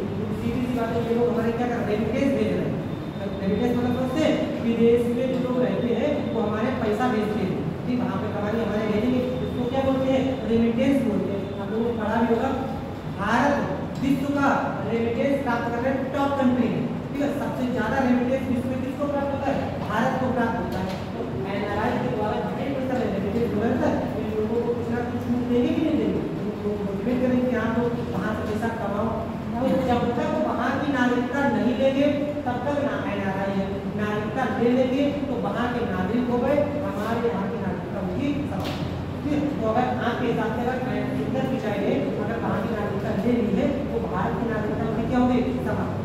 इसका एक एग्जाम्पल आप बहुत चले, विवाद मतलब हमारे फिल्म एक्टर है, इसका नाम है अक्षय कुमार, अक्षय कुमार, इसका नाम सुना होगा, नाम सुना होगा, नाम क्या सुना होगा, से आप लोग का थोड़ा नहीं होंगे, ठीक है। अक्षय कुमार कहाँ के नागरिक थे, कनाडा के, अब नहीं है वो भारतीय हो गए, कनाडा के नागरिक थे। पिछली बार का लोकसभा चुनाव हुआ था, तो लोकसभा चुनाव के लिए ये वोटिंग के लिए लोगों को मोटिवेट कर रहे थे कि वोट डालने के लिए जरूर जाए, कि पहले बाद में खाना खाए, पहले वोट डाल के ऐसा ऐसा करके मोटिवेट कर रहे थे। और जब वोटिंग हो गई तो उसके बाद कुछ लोगों ने कंट्रोल करना शुरू कर दिया कि आप ऐसा करो, आप अपनी उंगली का निशान दिखाओ कि आप कहाँ वोट डालेंगे, ये कहाँ से दिखाएं उंगली का निशान, क्योंकि ये तो वोट देने के लिए एलिजिबल ही नहीं है। नागरिक कहाँ के थे? कनाडा के नागरिक। व्यक्ति कहाँ के थे? कनाडा के। और एक चीज है, जो व्यक्ति ज्यादा ऊपर स्तर पे होगा, इस सबसे हम लोग छोटे छोटे लेवल पे होगा, तो जैसे हम लोगों से कोई बात किया तो हम लोग स्पष्टीकरण देना शुरू कर देते, सबसे अलग अलग जान गए कि भैया इसलिए नहीं किया, इसलिए नहीं किया, इसलिए नहीं किया, करते नहीं करते, बहुत ऊंचे लेवल का लेते हैं, उसको समझाने जाए तो वो कहते हैं, ठीक है, सबको नहीं समझा पाएंगे या वोट देने के लिए इसलिए ले गए, लेकिन बाद में पता लगा कि अच्छा इस बार वोट देने के लिए इसलिए ले गए क्योंकि इनको वोट देने के राइट नहीं है। कहाँ के नागरिक है? कनाडा के नागरिक है। तो उसके बाद उन्होंने यहाँ की नागरिकता दी थी और उसके बाद उन्होंने इस बार के लोकसभा चुनाव में वोट दिया, ठीक है। तो ये कहाँ के नागरिक थे? कनाडा के। रहते हमारे यहाँ थे, लेकिन इसके बावजूद उनको यहाँ की नागरिकता नहीं थी, ठीक है। तो इस तरीके से अब इनकी नागरिकता जैसे हमारे यहाँ से मिली तो कनाडा की नागरिकता खत्म, क्योंकि भारत का नागरिक किसी अन्य देश का नागरिक नहीं। क्लियर की बात है? तो नागरिकता के संबंध में आपको मेन चीज पहली कौन सी ध्यान रखनी है? आप कौन सा है? जो आर्टिकल कौन से है? 5 से 11 कहाँ से लिखी है? ब्रिटेन से। कैसे नागरिकता है? एक नागरिकता। अब एक एक आर्टिकल इंपॉर्टेंट लिख लेते हैं क्या क्या है, पहले इसको इतना नोट कर लो, भी लेके चलो नागरिकता ऐसे कर लो, ठीक है सभी बता दें। इसके आगे एक एक आर्टिकल देखना देख लेते हैं क्या क्या है।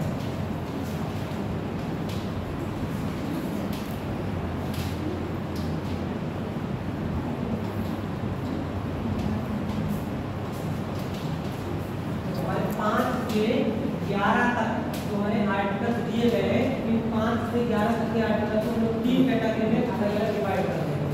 5 से 11 तक डिवाइड करते हैं, 5, 6, 7, 8, 4 आर्टिकल हमने अलग कर लिए।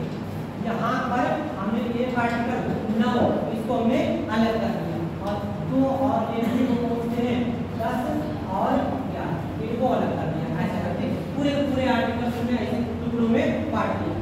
5 से 8 तक के जितने भी आर्टिकल्स हैं ये नागरिकता प्राप्ति से संबंधित है। इसमें क्या है? नागरिकता प्राप्ति, कि किसको किसको भारत का नागरिक माना जाएगा। और ये कॉन्सेप्ट कब लागू हो रहे थे? जब हमारा संविधान लागू हुआ था उस समय।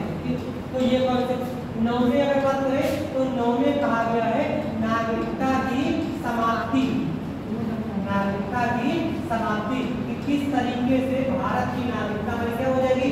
समाप्त हो जाएगी। ये किसमें बात कही है? 9 में कही है। 10 और 11 की अगर बात करें तो 10 और 11 में संसद को कानून बनाने का अधिकार दिया गया नागरिकता से संबंधित। अगर आपसे इंडायरेक्ट क्वेश्चन पूछ लिया गया ऐसे करके कि निम्नलिखित में से कौन सा विषय संघ सूची का है या कौन सा विषय राज्य सूची का है, तो नागरिकता कौन सी सूची का विषय है? संघ सूची का विषय। देखो स्पष्ट रूप से लिखा हुआ है, इस पे कानून कौन बनाएगी? संसद बनाएगी। कौन सी सूची का हो गया? संघ सूची। सारे सारे पढ़ नहीं पाओगे, पता लगे 100 विषय हमारे संघ सूची में लिखे हुए हैं तो जो 100 की पूरी लिस्ट को नहीं पढ़ने बैठकर रखेंगे, नहीं। आपको ये ध्यान रखना है कि इस विषय पे कानून अगर संसद ने बनाया है तो कौन सा हो जाएगा? संघ सूची। राज्य ने केवल बनाया है तो राज्य सूची, और दोनों बनाया है तो संघ सूची। तो हमारा ये नागरिकता कौन सी सूची का विषय हो जाएगा? संघ सूची का विषय। अब इसमें देख लेते हैं कि सब आर्टिकल में हमारी क्या क्या है। पहला देखो आर्टिकल हमारा है 5 में कहा गया है अधिवास द्वारा नागरिकता। अधिवास द्वारा नागरिकता। अधिवास का मतलब होता है डोमिसाइल। उस समय जो लोग हमारे यहाँ रह रहे थे 26 जनवरी 1950 में जब संविधान हमारा लागू हुआ, जो लोग रहे थे उनको नागरिकता मिलेगी कौन से हिसाब से? आर्टिकल 5 के हिसाब से। लेकिन ये बताओ रहे तो उसमें माउंटबेटन भी रहा था, माउंटबेटन भी रहा था, क्या माउंटबेटन को अपना नागरिक बना लेते? ऐसे तो नहीं बनाते, लेकिन रहे तो वो भी रहा था। मतलब कुछ ना कुछ शर्तें होंगी, ठीक है? शर्तें कौन कौन सी होंगी?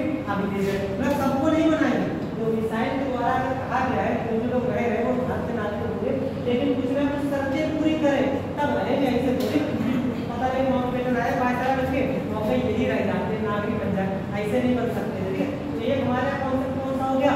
अधिवास द्वारा नागरिकता। दूसरा हमारा आर्टिकल कौन सा है? 6 की अगर बात करें तो भारत का विभाजन हो रहा था, एक पाकिस्तान और दूसरा कौन सा? भारत। तो मान लिया कि लाहौर का कोई व्यक्ति है और वो चाहता है कि हम भारत के नागरिक बने रहेंगे, तो वो लाहौर में रह के भारत का नागरिक बन सकता है क्या? नहीं बन सकता। उसको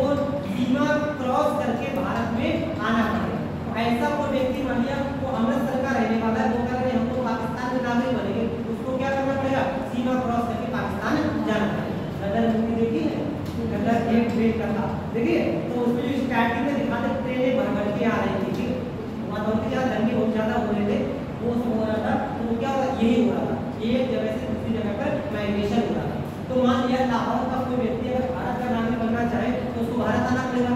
अगर वो अपना कोई आई कार्ड लेके आए, जैसा आधार कार्ड चलता है, ऐसा ही अगर उस समय कोई जो भी गवर्नमेंट चलते थे उस पर उसका एड्रेस कहाँ का लिखा होगा, लाहौर का लिखा होगा।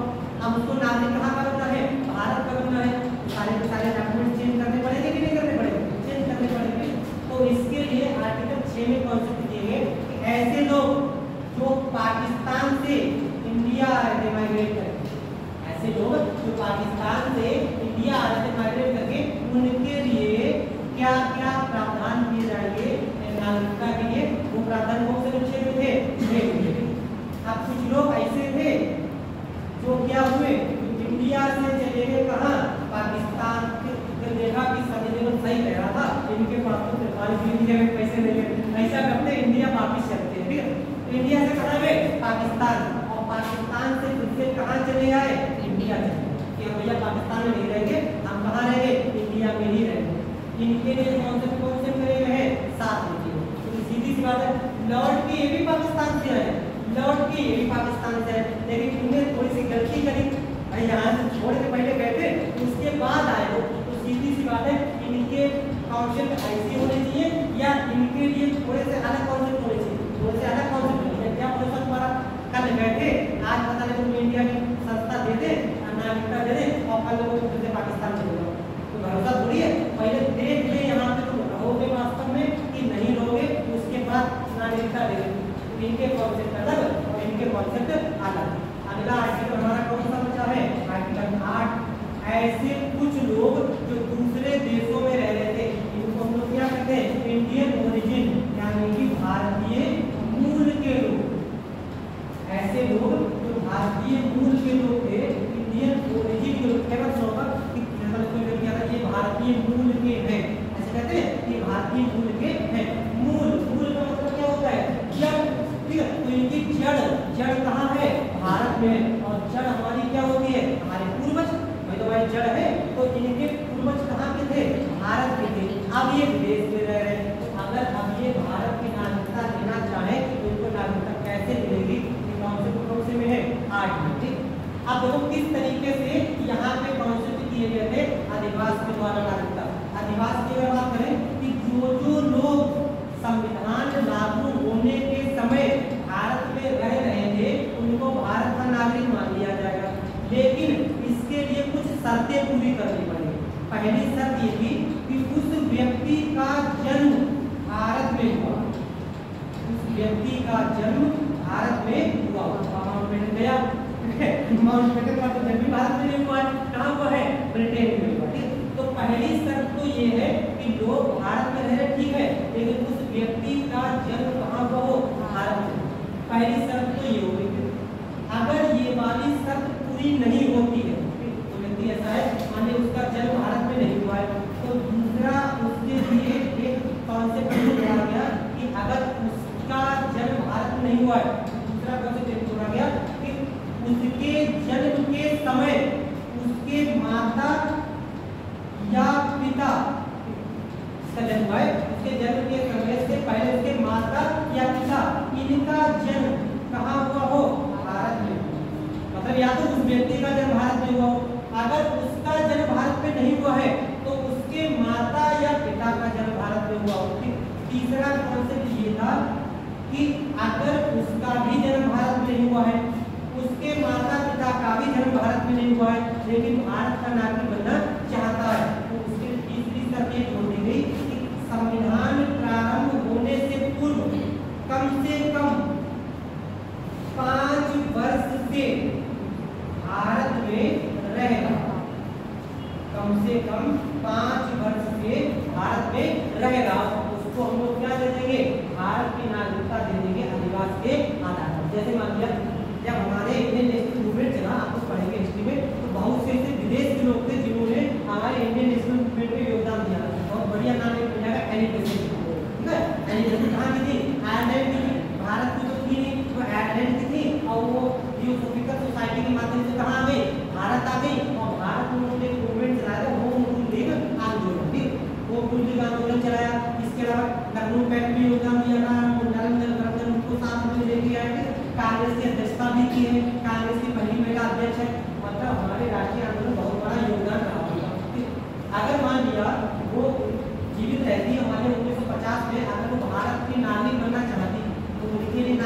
देते हैं उनसे कहे ना भैया तुम तो आयरलैंड जाओ, ऐसा करते हैं वो नागरिकता देते, तो नागरिकता देते। तो ऐसे बहुत से लोग थे जो भारत में रहकर भारत के नागरिक बनना चाहते थे, तो उनके लिए कॉन्सेप्ट कैसे जोड़ा गया था, यही वाला जोड़ा गया था।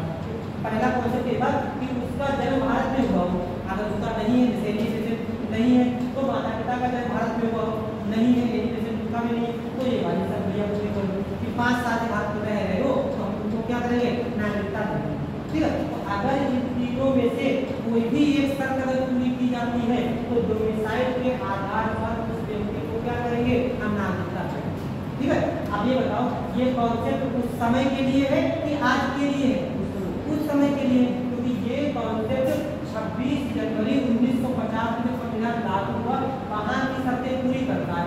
आज के लिए हम लोगों को नागरिकता मिलती है, अधिनियम बना नागरिकता अधिनियम 1955, तो कई बार संशोधित किया गया, 2019 में संशोधन हुआ है, उसके माध्यम से हम लोगों को नागरिकता मिलती है। ठीक है, तो वो भी देखेंगे। दूसरा कौन सा है आर्टिकल, ऐसे लोग जो पाकिस्तान से इंडिया आए थे उनको नागरिकता कैसे मिलेगी, ये बारे में नोट कर लिया, हटा दे इसको, नोट जरा कर लो इसको, पहले इसको इतना हटा दे, कोई जगह नहीं है।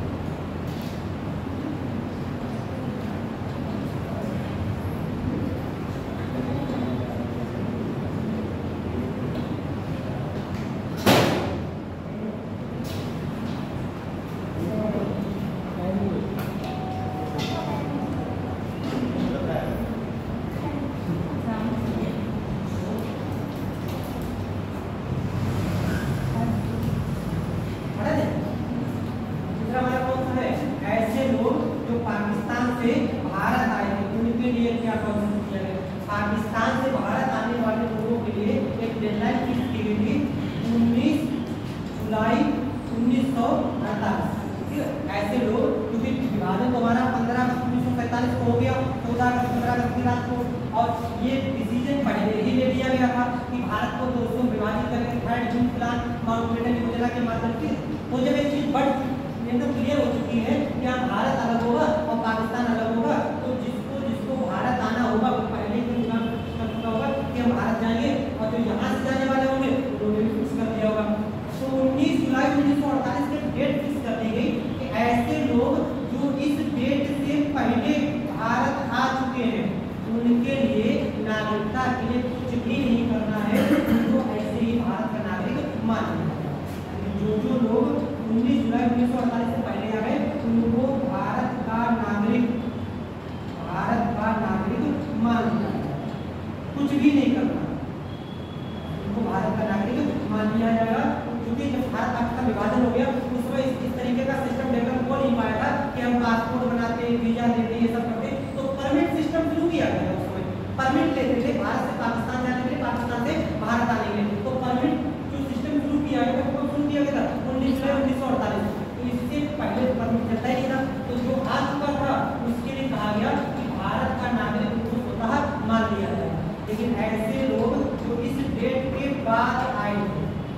जुलाई 1948 के बाद संविधान लागू होने से पहले की बात करते हैं।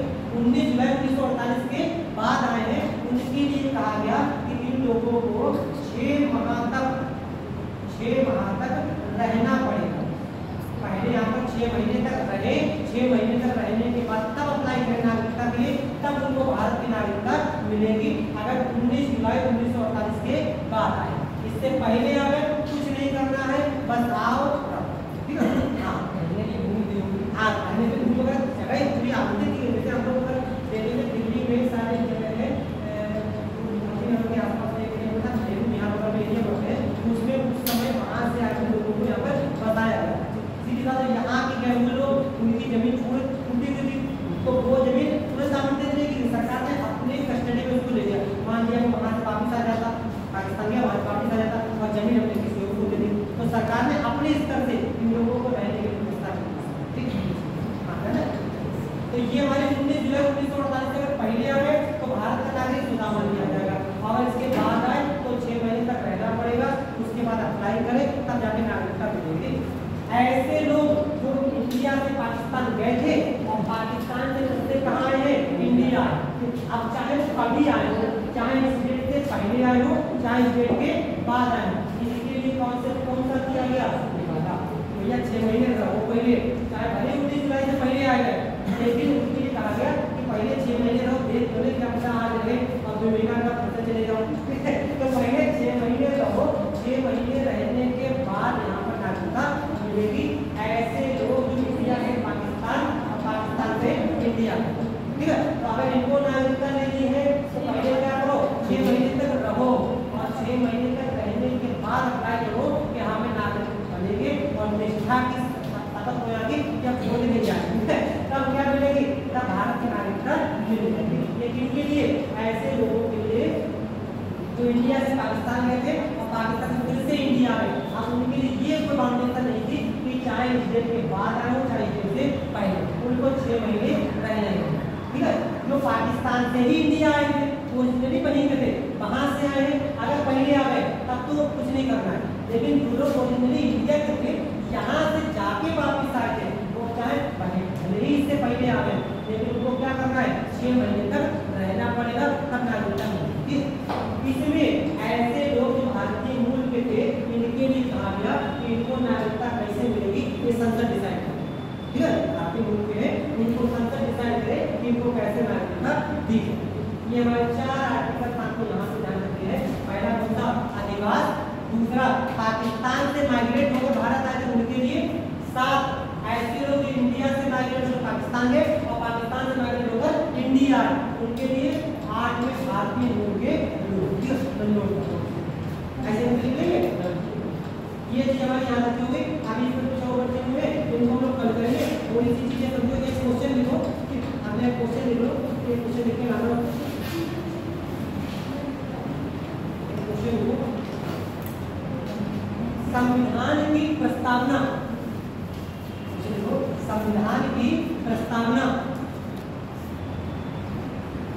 केवल, संविधान की प्रस्तावना केवल एक दस्तावेज नहीं है, दस्तावेज डॉक्यूमेंट।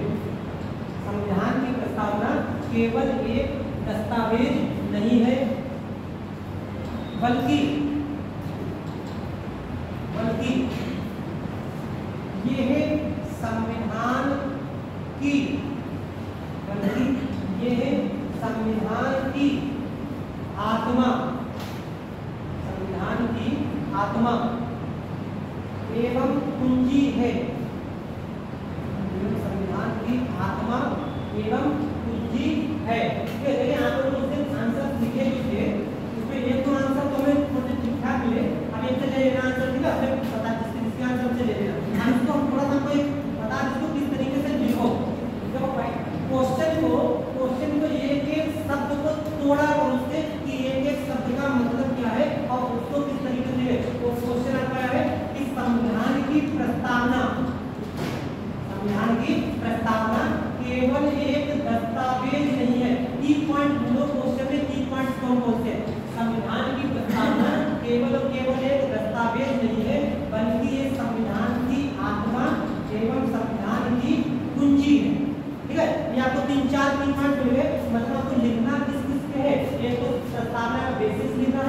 फिर आपको ये लिखना है कि किस तरीके से खाली दस्तावेज है या नहीं है, उसके बाद बताओ किस तरीके से आत्मा या पूंजी ऐसा लेवल क्वेश्चन दिए थे तो आप उनसे डायरेक्ट आंसर आगे पूछेगी सीधे उसी में लगना शुरू होते तो उसको पहले उसको थोड़ा सा बता क्वेश्चन पूछा जाएगा। आप यहाँ थोड़ा सा पहले इसकी प्रस्तावना के बारे में लिखो कि प्रस्तावना क्या किस तरीके से कि पहले जवाहरलाल नेहरू के द्वारा इसे देश में प्रस्तुत की गई और इसी स्टेटमेंट को स्वीकार कर दिया। बस 2 लाइनें लिख दो प्रस्तावना की बेसिक के तौर पे। बस अब आ जाओ अपनी मेन बॉडी 3 पार्ट में क्वेश्चन लिखो, एक उसका प्रस्तावना भूमिका, फिर उसकी मेन बॉडी और लास्ट उसको कंक्लूड करो। 3 पार्ट में सुन लो।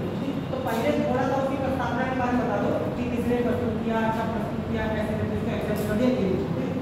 दूसरा देखो कि किस तरीके से दस्तावेज क्या करते हैं, दस्तावेज का मतलब एक ऐसा डॉक्यूमेंट होता है जिसमें कुछ मेन बातों को लिख देते हैं। तो यहाँ पे आ गया कि ये दस्तावेज नहीं है, ये क्या है, ये हमारा दस्तावेज नहीं है। तो प्रस्तावना में हमने जितनी 2-4 शब्दावली लिखी उन शब्दावली को आप यहाँ पे लिख दो कि हमारे संविधान की प्रस्तावना में भारत को संपूर्ण घोषित किया गया है, समाजवादी राज्य घोषित किया गया है, ये घोषणा बातें इसमें लिखो।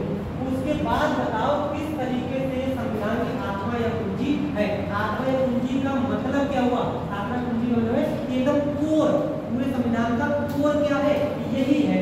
अगर ये ना होता तो संविधान को समझने में बहुत कठिनाई आ जाती।